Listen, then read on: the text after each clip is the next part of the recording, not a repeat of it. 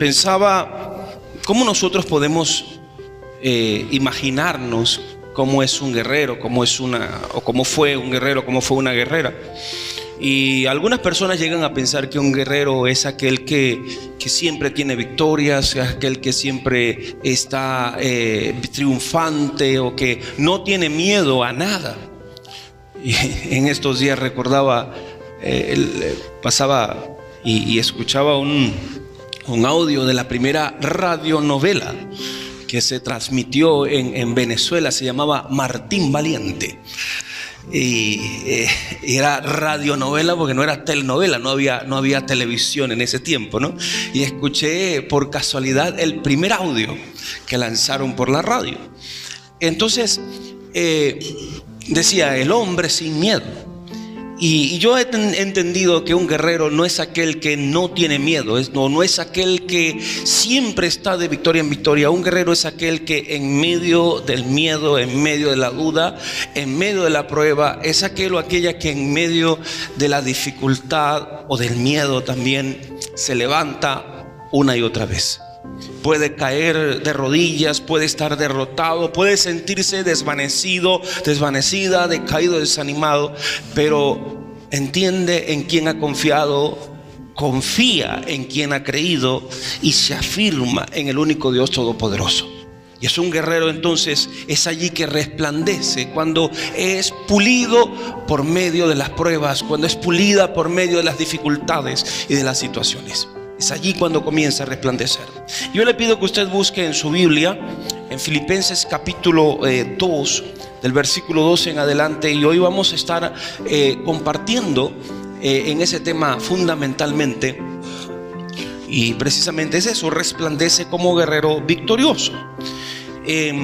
Y una de las primeras cosas el primer punto que quiero compartir con ustedes, porque vamos a desglosar, es cómo yo resplandezco como un guerrero victorioso. Cómo yo resplandezco, puede decir usted, como una guerrera victoriosa. Bueno, para hacerlo, para resplandecer como guerreros victoriosos, primero tenemos que obedecer en ocuparnos de nuestra salvación con temor y temblor. Obedecer en ocuparnos de nuestra salvación con temor y temblor. Filipenses capítulo 2, versículo 12 y versículo 13. Dice: por tanto, amados míos, como siempre han obedecido, no como en mi presencia solamente, sino mucho más ahora en mi ausencia, ocúpense en vuestra salvación con temor y temblor, porque es Dios el que produce en ustedes así el querer como el hacer por su buena voluntad.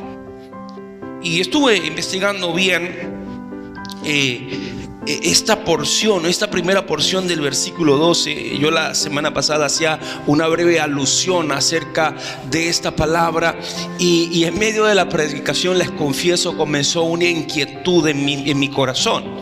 Cuando yo les compartía: ocúpense, tenemos que ocuparnos en nuestra salvación con temor y temblor. Y ahí comenzó alguna inquietud, y comencé también, pues yo en esta semana a indagar, a buscar en la palabra, y vi que en el original el verbo principal es una acción continua.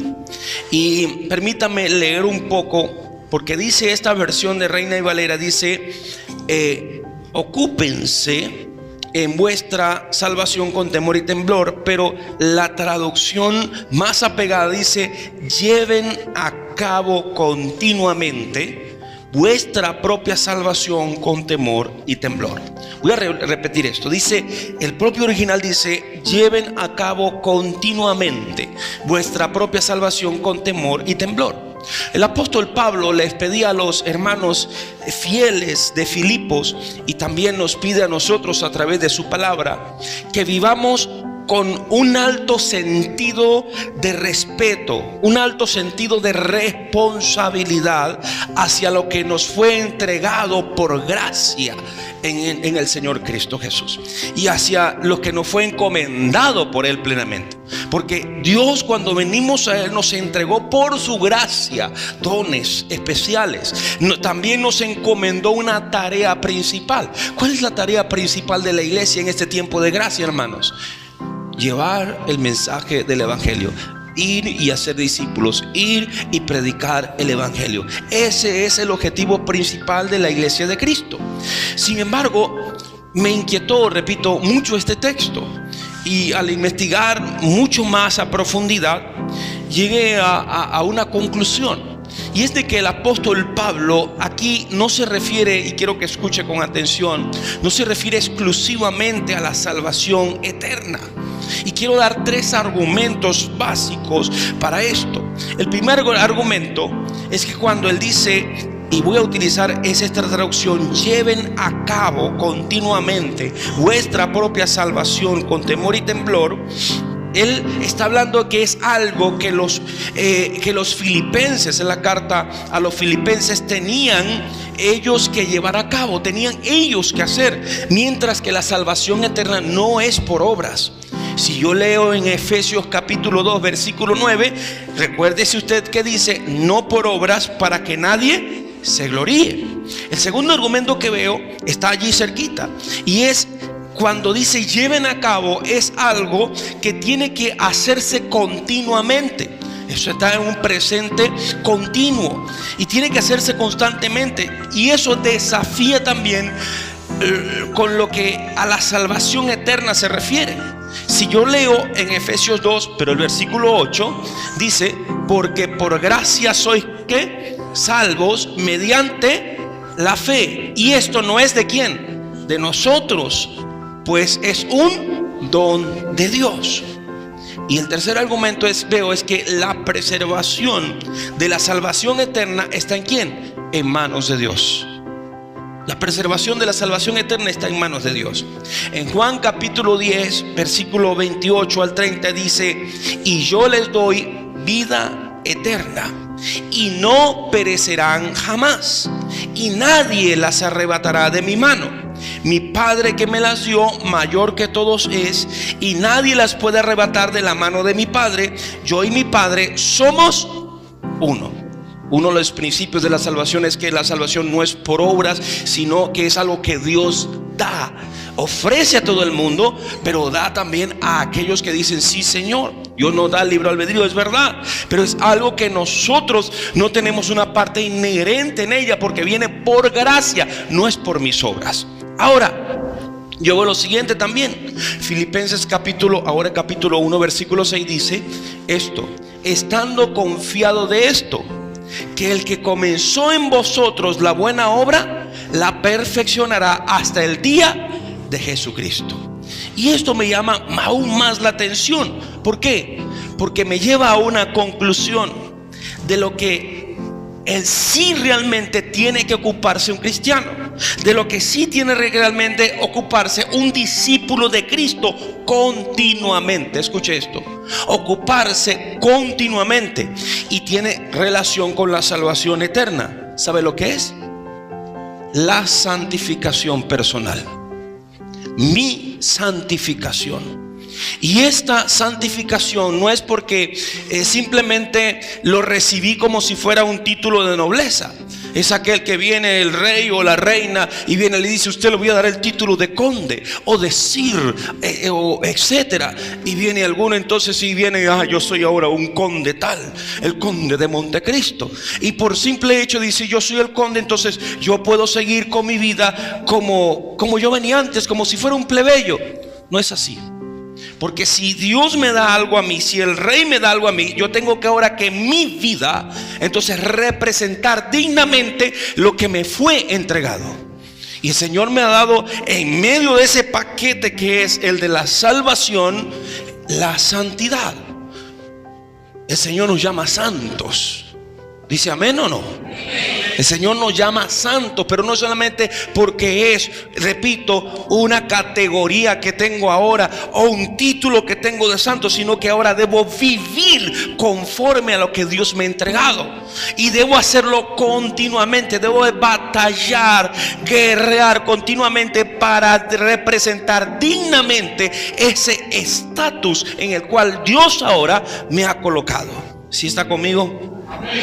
Entonces tengo responsabilidades, tengo compromisos. Aquellos que en esta tierra se les entrega un título de nobleza, entonces se le entrega una serie de responsabilidades, una serie de compromisos en los cuales tienen que estar cumpliendo constantemente.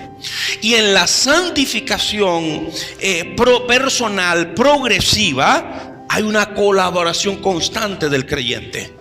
Si yo leo en 1 Corintios capítulo 15 versículo 10, 1 Corintios 15, 10, dice el apóstol Pablo: mas por la gracia de Dios soy lo que soy.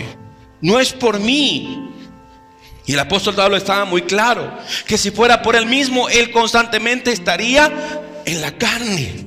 Pero es por lo que Dios le entregó también. Por la gracia de Dios soy lo que soy, y su gracia no ha sido en vano para conmigo. Ahora dice esto: antes he trabajado más que todos ellos, pero no yo, sino la gracia de Dios que ha sido conmigo. Y esto me fascinó muchísimo a medida que voy entendiendo estos principios aún más de lo que Dios me ha entregado por su gracia, pero también en lo que yo puedo accionar para que Él sea exaltado a través de mi vida. ¿Sí está conmigo?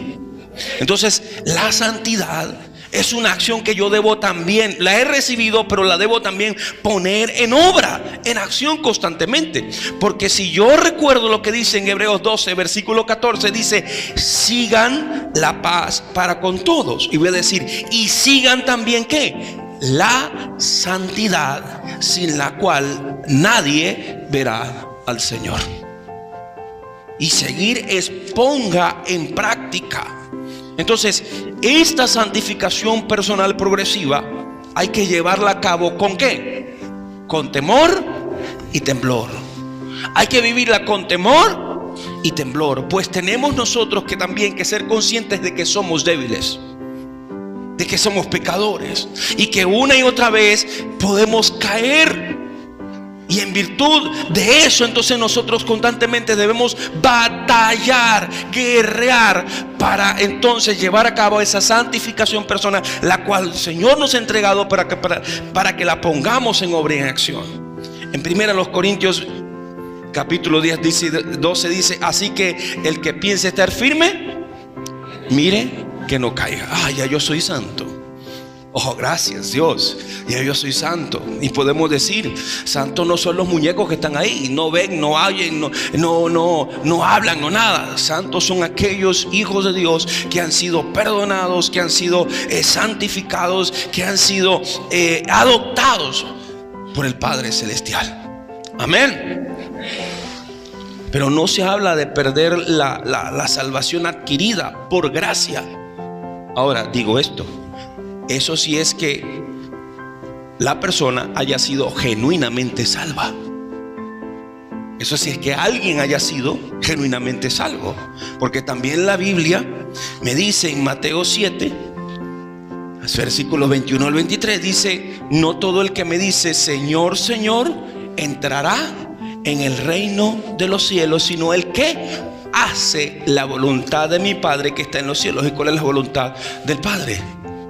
Sed santos porque yo soy santo. Muchos me dirán en aquel día: Señor, ¿no profetizamos en tu nombre? Y en tu nombre echamos fuera demonios, y en tu nombre hicimos muchos milagros.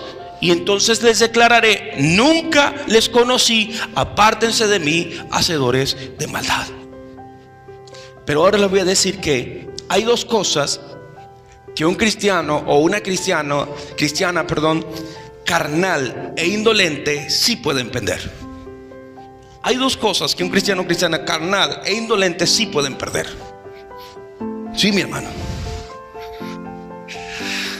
Voy a decirlo así un poco Uno, la certeza subjetiva de la salvación, aunque no la seguridad objetiva. La certeza subjetiva de la salvación, aunque no la seguridad objetiva. Y quiero leer en 2 de Pedro capítulo 1, versículo 10 en adelante. Lea conmigo allí. Dice: por lo cual, hermanos, procuren tanto más hacer firmes vuestro llamamiento y elección. Procuren hacer firme vuestro llamamiento y elección.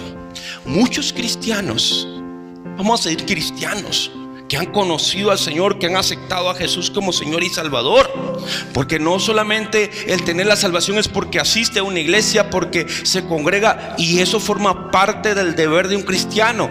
Congregarse, servir, todo eso forma parte del deber de un cristiano, es verdad.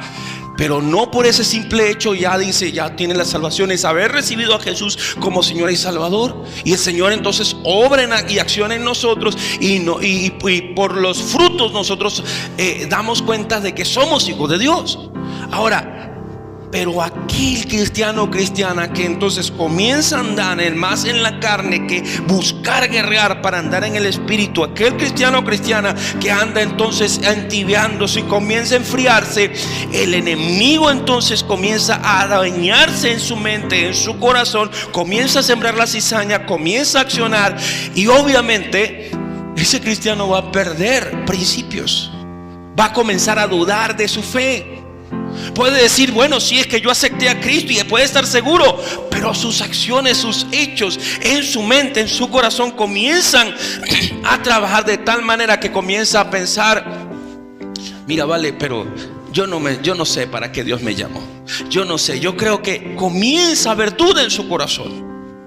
Ese llamamiento de Dios, porque todos nosotros, usted, cada uno de nosotros tenemos un llamamiento del Señor pleno para servirle, para honrarle. Y hermanos, la otra vez decía, lamentablemente el evangelio de este tiempo ha cambiado terriblemente. El evangelio de este tiempo ha sido degenerado del evangelio que comenzó, que la Biblia me habla que es el evangelio de Cristo Jesús. ¿Por qué? Porque muchos cristianos están diciendo: ok, sí, yo quiero ser la salvación, yo quiero toda la gloria de Dios, pero no quiero tener compromiso, no quiero tener entonces responsabilidad de lo que el Señor me ha entregado. Y viven una vida licenciosa, viven una vida como si de verdad no fueran hijos de Dios.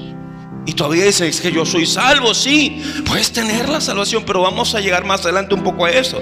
Pero comienza la duda en sus vidas, comienza el enemigo a accionar, y en vez de ser instrumentos de gloria, se convierten en instrumentos del enemigo para dañar, para dividir, para contender dentro del cuerpo de Cristo. Los dones espirituales que el Señor nos ha entregado, hermanos, es para edificar la iglesia de Cristo, para ponerlos en acción, para que la iglesia crezca y cumpla su compromiso, su propósito en esta tierra. Y vuelvo a preguntar: ¿cuál es el propósito de la iglesia? ¿Cuál es el propósito de usted? Porque si no se ha puesto bien a analizar, la iglesia no es una estructura.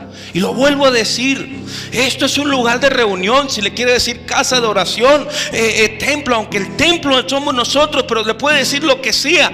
Pero la iglesia son las personas, es usted, soy yo, todos nosotros. Y tenemos un propósito en esta tierra, y los tiempos que están ocurriendo ahora nos están diciendo: Cristo viene pronto, el Señor está a segundos a venir por su iglesia. Y no estoy hablando en el tiempo cronos, estoy hablando en el tiempo kairos. Y si no me entienden, me pregunta después. Sí, Cristo está a segundos de venir por su iglesia, hermano. Pero nosotros tenemos que entender esto. Y ahí en 2 de Pedro sigue diciendo: mire, porque haciendo estas cosas no caeréis jamás, porque de esta manera les será abundantemente. Y vuelvo, mire esta parte aquí: porque de esta manera les será abundantemente administrada la entrada en el reino eterno de nuestro Señor y Salvador Jesucristo. Por esto yo no dejaré de recordarles siempre estas cosas, y aunque ustedes las sepan, y yo ya estoy hablando como Pedro y le estoy diciendo lo que Pedro dice, se los digo también, y estén afirmados ustedes en la verdad presente. porque tengo por justo, en tanto que estoy en este tabernáculo, y tabernáculo es su propio cuerpo, el incitarlos con amonestación, el hacerles este llamado de atención, sabiendo que en breve debo dejar mi tabernáculo, como nuestro Señor Jesucristo me ha declarado. No sabemos cuándo tengamos que partir, pero tenemos una responsabilidad inherente en nuestras vidas, es de llevar el mensaje del evangelio. Mi responsabilidad como siervo del Señor, como pastor, es llamarnos a nosotros mismos, incitarnos a que tenemos que vivir en esa santidad, en esa seguridad, para llevar con autoridad, con poder, el mensaje del evangelio de Cristo a toda persona que esté a nuestro lado. Amén. Dios llama a muchos hermanos, aunque pocos son los escogidos. ¿Pero por qué? También por nosotros mismos. Dios respeta nuestro libre albedrío.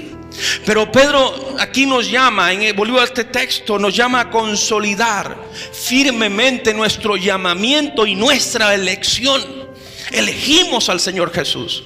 Elegimos caminar en Él, elegimos la vida eterna, pero tenemos un llamamiento entonces. No es simplemente, sí, yo soy salvo y ya, y me quedo sentado y que me pide usted y yo me congrego. No, porque usted tiene un llamamiento de Dios. Y Dios le llama a que accionemos en ese llamamiento, en fidelidad, en compromiso, en obediencia, en santidad, en Él. Y escuche bien, Dios nos llama para afirmarnos en esto, hermanos, no simplemente para obtener la entrada en el reino de los cielos, sino obtener una amplia entrada en el reino de los cielos. ¿Cuántos quieren una amplia entrada en el reino de los cielos? El versículo 11, Pedro dice: porque de esta la manera le será abundantemente administrada la entrada en el reino eterno de nuestro Señor y Salvador Jesucristo. Y estoy hablando ahora de los galardones del Señor, de los premios, si usted no conoce la palabra galardón. Los premios que el Señor, los galardones que recibiremos cuando estemos con Cristo. Hermanos, muchos van a ser salvos y la gloria es para Dios, pero de esos que van a ser salvos, muchos se van a presentar delante de Dios avergonzados. Avergonzados.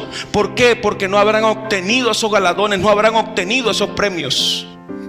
Y es por nuestras propias acciones en esta tierra, por nuestras propias decisiones en esta tierra. Y vuelvo a recordar lo que dice 1 Corintios 3, versículo 12. Y dice: y si sobre este fundamento alguno edificare oro, plata, piedras preciosas, madera, heno, hojarascas, la obra de cada uno se hará manifiesta, porque el día la declarará. ¿Cuál es ese día? El momento en que estemos en el tribunal de Cristo, siendo probadas nuestras acciones, nuestros hechos. Ahí sí van a ser probados. Los dones que nos entregó serán allí medidos. ¿Qué hiciste con lo que te entregué? Habiendo sido salvos, el Señor nos pesará a cada uno de nosotros nuestras obras.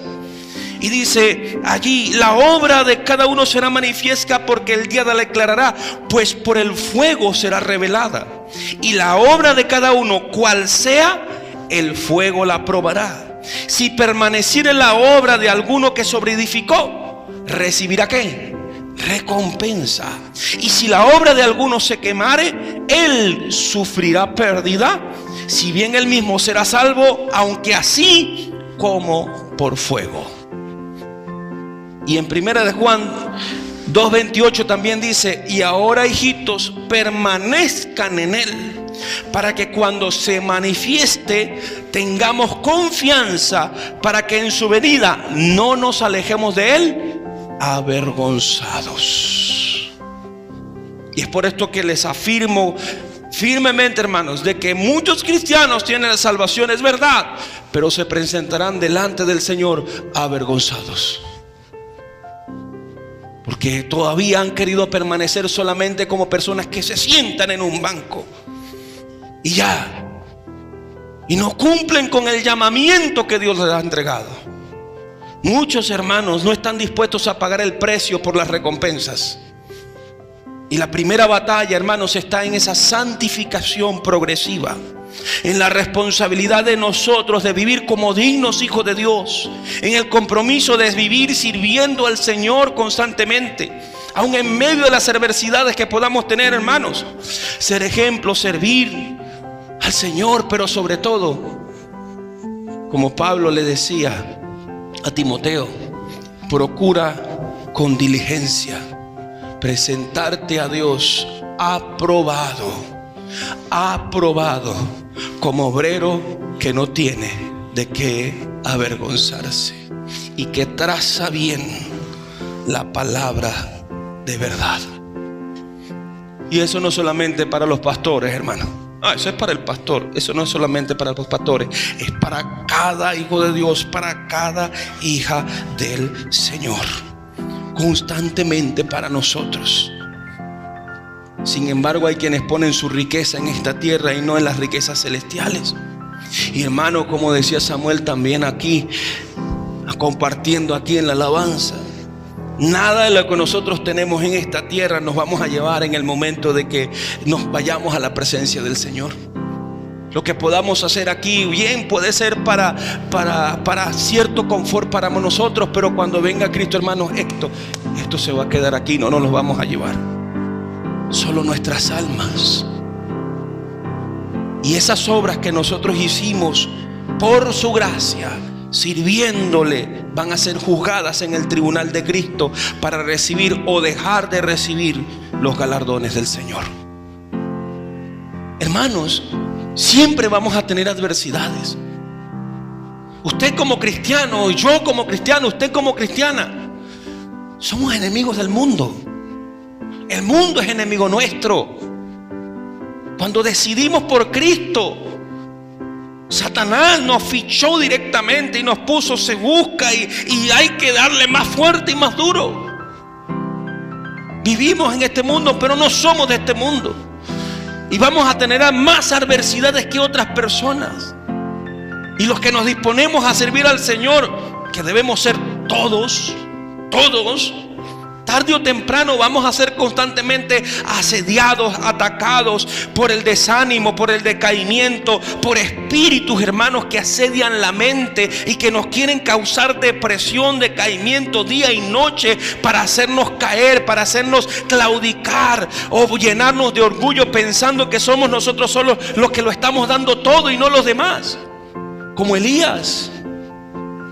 El profeta Elías, cuando llegó allá a la cueva, le dijo: Señor, yo solo he quedado, no hay nadie más. Y el Señor le dijo: no, papito, no te creas eso. Hay 7,000 que no doblaron rodilla, tú no eres el único. Sí, hermanos, porque muchas veces el enemigo también se aprovecha de eso. Sin embargo, vemos también, hermanos, que así como con Elías, Dios no nos deja solos. Él tuvo su momento terrible de depresión y dijo: Señor, quiero morirme. Pero el Señor mandó un ángel para que lo alimentara. Le dijo: descansa un poquito más. Y le volvió a dar otro alimento. Ahora sí, después que tomaste fuerza, sigue adelante. Pregunto, ¿lo sacó del desierto? Le dijo: váyase, papito, que yo voy a destruir a esta mujer de una vez. Tranquilo, papá, lo voy a matar. No, usted camine por el desierto, hermano. Y no va a caminar un día, no caminar una tardecita o una noche. Ay, qué bonito, tengo un tour por el desierto. 40 días y 40 noches caminó Elías en medio de un desierto, hermano, para encontrarse con Dios. Y eso tiene un significado tremendo para nosotros. ¿Por qué, hermanos? Porque en medio de situaciones difíciles, usted y yo podamos estar pasando por desiertos espirituales, pero entienda que Jesús no nos deja solos. Él nos da aliento para pasar por nuestro desierto, por nuestros procesos, para transitarlos. Él no nos va a guardar, hermanos, de eso para no pasarlo, pero Él nos va a sostener de tal forma que podamos pasar por ese desierto para tener un objetivo sublime, único, de es tener un mayor encuentro con Él y después entonces tener en Él la victoria. Se le da un aplauso de alabanza a Él.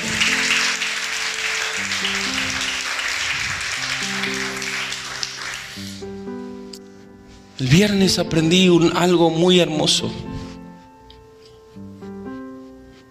Y era mi condición emocional, mi condición física o mi condición económica no va a condicionar ni el llamado de Dios ni el compromiso de Dios conmigo.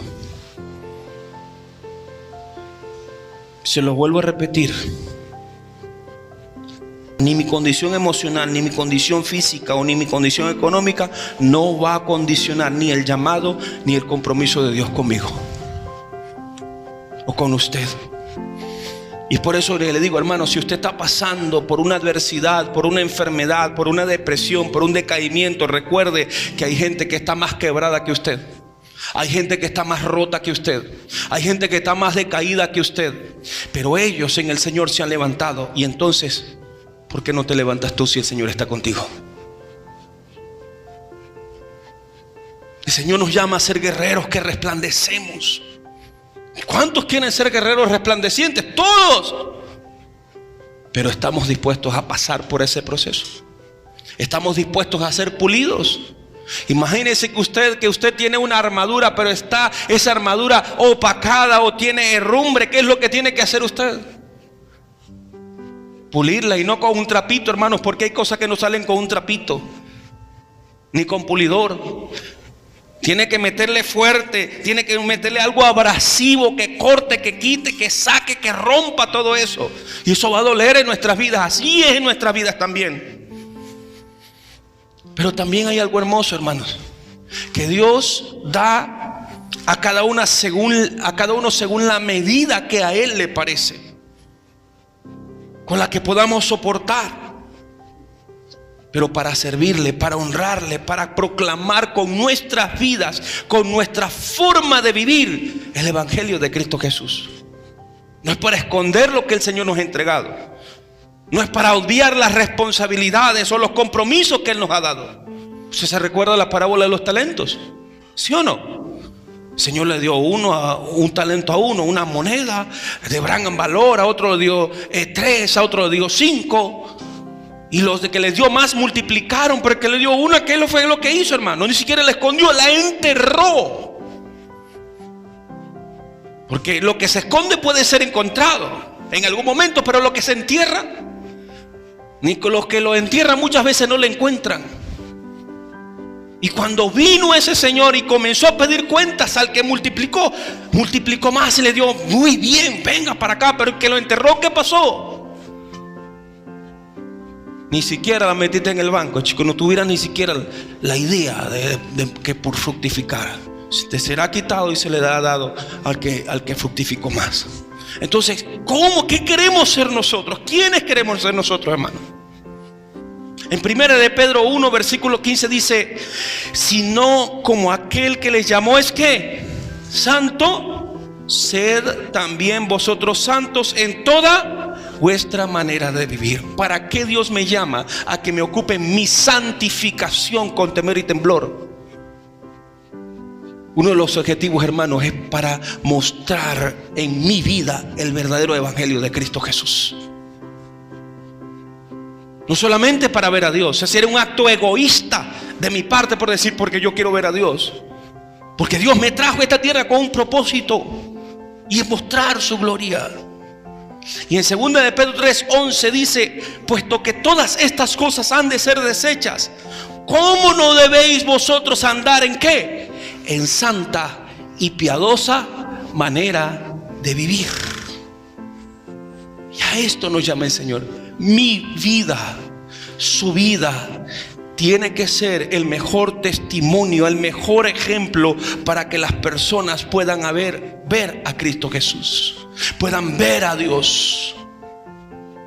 Sin santidad nadie verá al Señor. Usted y yo lo vemos desde nuestro punto de vista, pero ahora comencemos a verlo desde el punto de vista del que nos ve hacia afuera, desde fuera. Sin santidad nadie verá al Señor. Si yo como cristiano no camino en santidad, ¿qué voy a estar reflejando? ¿Qué reflejo, mi hermano, mi hermana? ¿Estoy reflejando a Dios? Entonces, el que me ve desde afuera, ¿me está viendo a Dios a través de mí? Sin santidad nadie verá al Señor también. ¿Sí está conmigo? Es por esto, hermanos, que no podemos darnos por vencidos. No tenemos opción. No tenemos opción para ser cristianos sin compromiso o con excusas de que no podemos hacer lo que el Señor demanda a sus hijos. Porque dice el versículo 13 de Filipenses capítulo 2, que es el texto principal, dice: porque es Dios el que produce en vosotros así el querer como el hacer por su buena voluntad. Había una mujer que estaba en silla de ruedas y vivía en un segundo piso y era cristiana, y le decía al Señor cuando le iban a visitar: pero ¿cómo yo voy a llevar la palabra? ¿Cómo voy a evangelizar si casi no puedo salir de esta casa, de este apartamento? Y yo, mire, estoy en silla de ruedas, yo soy inválida, yo soy esto. Y un día el Señor, a través de una palabra que se le dio, la inquietó, la redargulló y comenzó a llorar y a pedirle al Señor: Señor, pero yo estoy inválida, ¿qué puedo hacer? Y el Señor le dijo: agarra unas hojas y un lápiz. Ay, Señor, ¿para qué?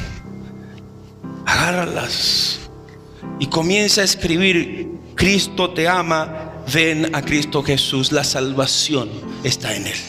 Y comienza a escribir varios papelitos allí. Pero Señor, ¿para qué? Comienza a escribir, le decía el Señor. Ahora acércate a la ventana y comienza ahora, lanza los papelitos hacia afuera. Y esta mujer vino y obedeció, y cuando venía pasando un hombre por debajo y venía viendo esos papelitos, agarró uno, y cuando leyó lo que estaba escrito, el hombre se arrodilló, comenzó a llorar, le dijo: Señor, te entrego mi vida, eso es lo que estaba esperando. Ahí va uno. No tienes un teléfono, no tienes gente con qué comunicarle, no tienes redes, no tienes esto. Comienza ahora a predicar por a través de ahí. Si tú no puedes ir a la calle, si tú no puedes esto, pero comienza a través de las redes que tienes a llevar la palabra de Dios. No digas que no puedes, porque de cualquier medio Dios puede hablar a través de ti. Si para una mujer que entonces estaba, hermanos, en silla de ruedas, no hubo excusas, para nosotros que tenemos todo esto, vamos a tener excusas. Y este versículo, hermanos, que el Señor produce en nosotros así el querer como el hacer por su buena voluntad, incluye una doble razón de respeto, de sentido de responsabilidad que tenemos que ejercer en la práctica de nuestra vida, en la santificación, en la obediencia. Es saber que no estamos solos en la batalla, que el Señor nos lleva la iniciativa y Él comenzó su obra en nosotros, y nosotros seguiremos en esa obra. Capítulo 1, versículo 6 de Filipenses dice: estando confiado de esto, que el que comenzó en vosotros la buena obra, la perfeccionará hasta el día de Jesucristo. El Señor no nos deja solos, hermanos. Aun cuando querramos, como hijos malcriados, no hacer lo que Él dice, sino lo que la carne dice. Voy a utilizar un dicho que a veces nosotros usamos. Yo cuando éramos joven lo utilizaba. Cuando uno decía: está bien, yo te agarro en la bajadita. Así cuando nosotros queramos ser hijos malcriados: está bien, hermano, el Señor te va a agarrar en la bajadita, no te preocupes, que Él espera. Dios está detrás de nuestro querer y hacer. Él sostiene nuestras debilidades, Él nos impulsa, Él nos guía. Él no nos fuerza, ni nos exime tampoco de nuestras responsabilidades y nuestras consecuencias, pero está allí siempre con aquellos que le buscan y que anhelan su presencia. Amén. Y en segundo lugar, para ser guerreros resplandecientes es necesario vivir una vida santa. ¿Es necesario qué? ¿Vivir qué? Una vida santa. Versículo 14 de Filipenses 2 dice: hagan todo sin murmuraciones ni contiendas, para que sean irreprensibles, sencillos, hijos de Dios, sin mancha, en medio de una generación torcida y perversa, en la cual resplandecen como luminares en el mundo, reteniendo la palabra de vida, para que en el día de Cristo yo pueda gloriarme de que no he corrido en vano, ni en vano he trabajado. Hay una versión que dice: háganlo todo sin refunfuñar ni poner objeciones. Es como si tuviéramos quejas continuas delante del Señor, ¿no? Por lo que Él nos permite o no nos permite, quejándonos de todo. Oh Señor, qué sol tan fuerte, y cuando comienza la lluvia, pero bueno Señor, ¿hasta cuándo va a estar lloviendo? Eso es una queja. que todos tenemos. Yo la tengo. Sí, yo reconozco, yo tengo esa queja. Señor, ¿hasta cuándo? Y con eso soltan, como Dios diciendo, no, sinvergüenza, desagradecido. ¿Ah? Te quejas del sol y ahora que te mando una frescura también te vas a quejar. Vivimos quejándonos, hermanos, y es verdad. Entonces Pablo nos previene de que no caigamos en esa tentación.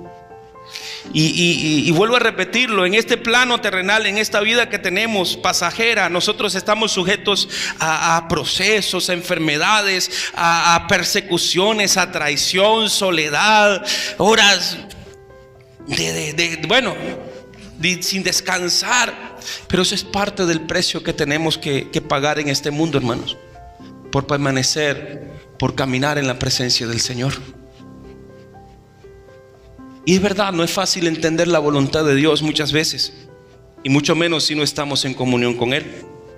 Pero Pablo allí nos enfatiza que debemos continuar en nuestra santificación continua, progresiva, haciendo todo lo que es necesario sin murmurar, sin quejarnos de lo que nuestro modo de vida en Cristo nos traiga como consecuencias en este mundo perverso y degenerado. Porque cuando tú decides obedecer al Señor, van a venir consecuencias. Aunque no lo creas, aunque tú digas, pero oye Señor, pero te estoy adorando, te estoy alabando, Señor, estoy caminando como tú quieres. Pero las consecuencias malas no vienen de Dios, vienen del mundo, porque somos enemigos del mundo. Así es. ¿Qué es lo que sucede, hermanos? Si tú comienzas a caminar, si comenzamos todos nosotros a caminar como el Señor anhela, como el Señor quiere, nuestra forma de vivir contrasta, choca contra la forma de vida de otras personas. Si caminas en justicia, si caminas en integridad, obviamente.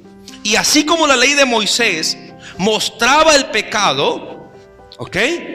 La ley de Moisés mostró al mundo el pecado, a las personas el pecado. Así la vida de un cristiano que camina en integridad va a redarguir a los que no viven en integridad.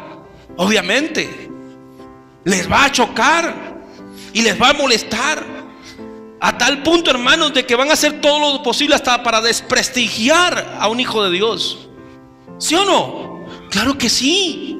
¿Por qué? Porque la vida de un cristiano que resplandece, que vive una vida en Cristo Jesús de forma íntegra, entonces choca por completo contra aquellos que viven de otra manera y les desagrada.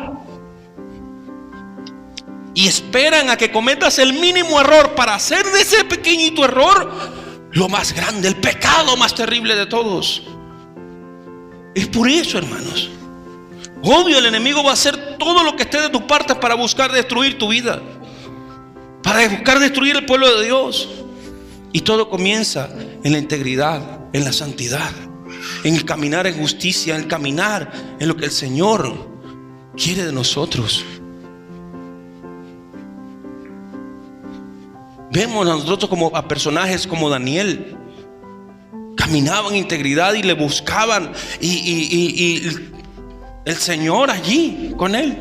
Ojo, mire esto, el Señor no impidió que lo echaran en el foso de los leones, pero el Señor guardó a Daniel en medio del foso de los leones.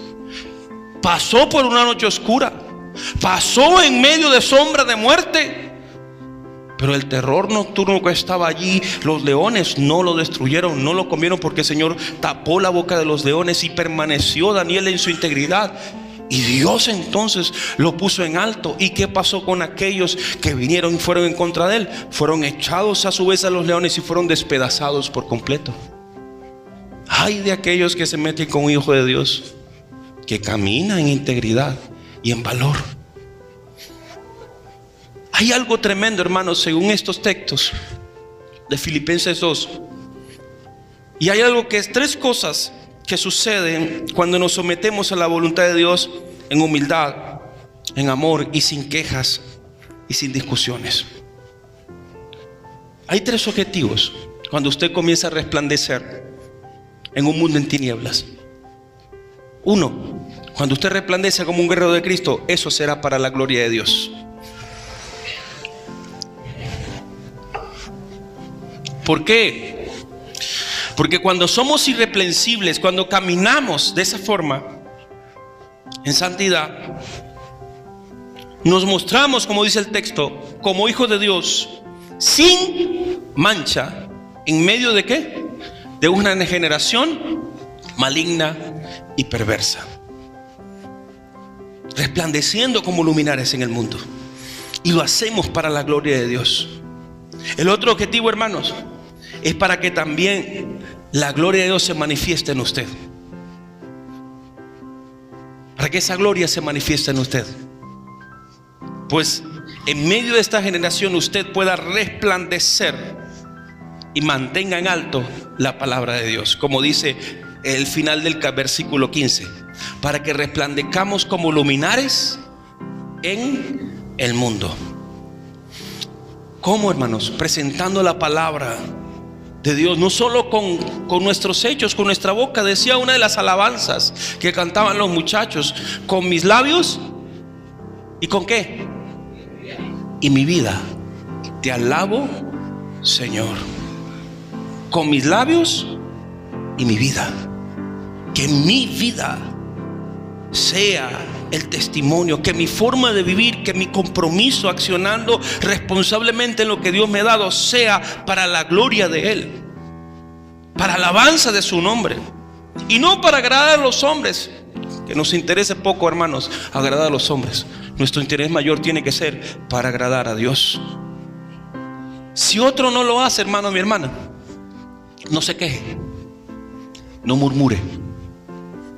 Porque muchas veces uno puede ver, mira, pero yo hago aquí, yo hago allá, ¿hasta cuándo? Y otros nada, no hacen nada. Y empezamos a murmurar, empezamos a quejarnos. Y yo veo que yo hago, pero los otros nada. Y yo veo que el otro hace, que yo hago, pero nada. Hermano, no lo haga. Hágalo usted para la gloria de Dios, que Dios lo va a exaltar en su debido tiempo y en su debido momento. Mi hermano, mi hermana, el tiempo ya es demasiado corto. Ya Cristo viene. El tiempo se acaba para perderlo murmurando de los demás, para perderlo chismeando, quejándose de otros que no hagan lo que Dios les llamó a hacer. Los tales, así como usted y yo, vamos a dar cuentas delante de Dios. Y les digo en el Señor, hermanos, ocúpese usted en honrar a Dios con su vida. Ocúpese usted en batallar día con día por vivir en esa santidad progresiva. Ocúpese usted de agradar a Dios. Ocúpese usted, hermano y hermana, de obedecer a Dios. Ocúpese usted, mi hermano, mi hermana, de vivir en afirmando su compromiso de servir al Señor en su obra, en su iglesia. Ocúpese usted de crecer en el Señor. Mi hermano, mi hermana, ocúpese usted de poner en acción los dones espirituales que Dios le ha entregado por su gracia para la edificación del cuerpo de Cristo. Ocúpese usted, mi hermano, mi hermana, de resplandecer con la luz de Cristo.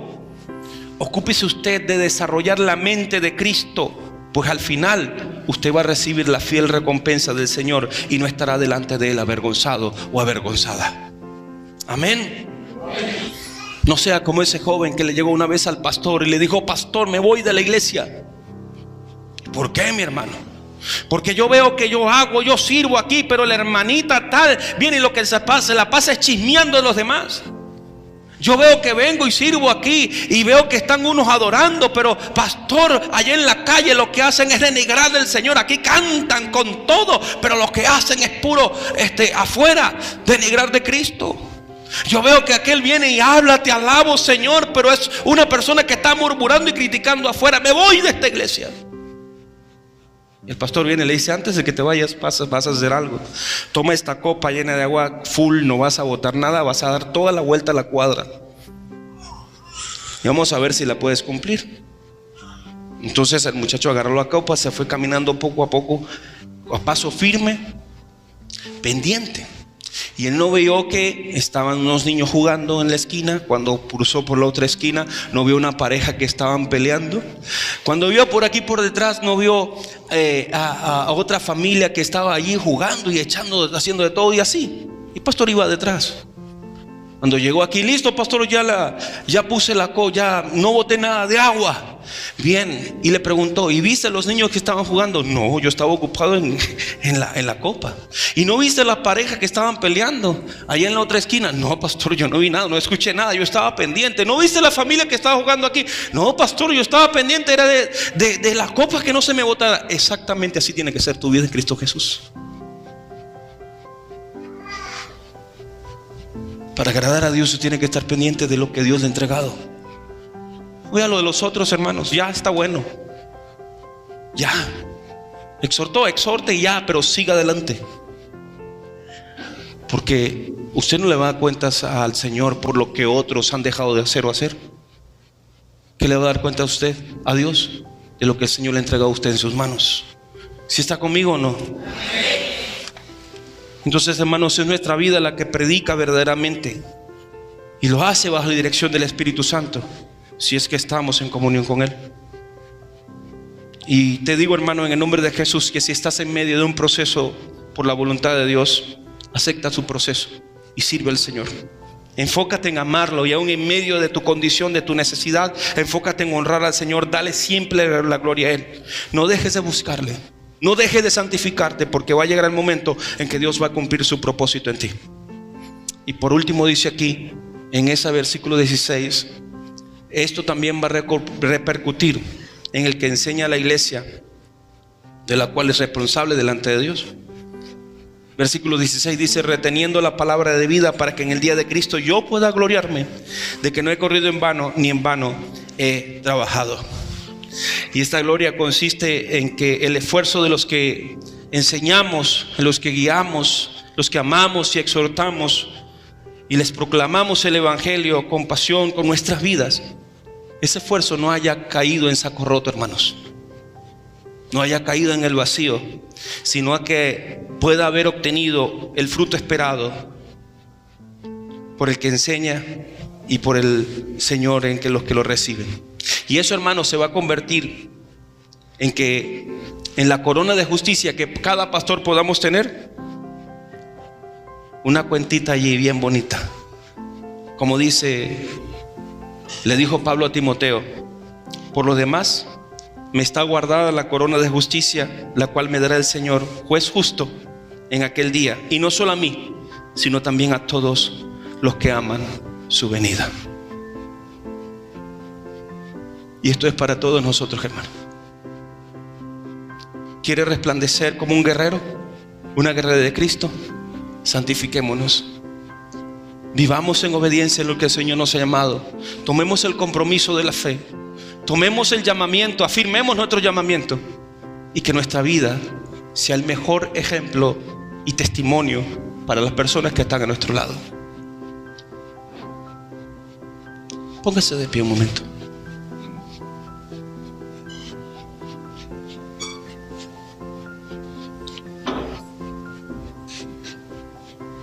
Veía ayer un video donde un niño pequeño venía, estaba en la iglesia, un niño pequeño venía y se ponía en el púlpito y comenzaba a orar y a clamar. Y el pastor, en vez de llamar a la madre de este niño, entendió algo y llamó a la iglesia a humillarse. Y a mí me vino esa palabra que dice: el que no recibe al Señor como un niño no entrará en el reino de los cielos. Porque el niño lo busca cuando cree en Dios, cree fielmente, cree con pureza, cree plenamente, hermanos. Y no hay nada más poderoso que estar humillados delante de Dios. Yo ruego en el Señor que hoy usted y yo, que hemos recibido este llamado, esta exhortación, analicemos nuestras vidas, cómo andamos delante del Señor. Y si andamos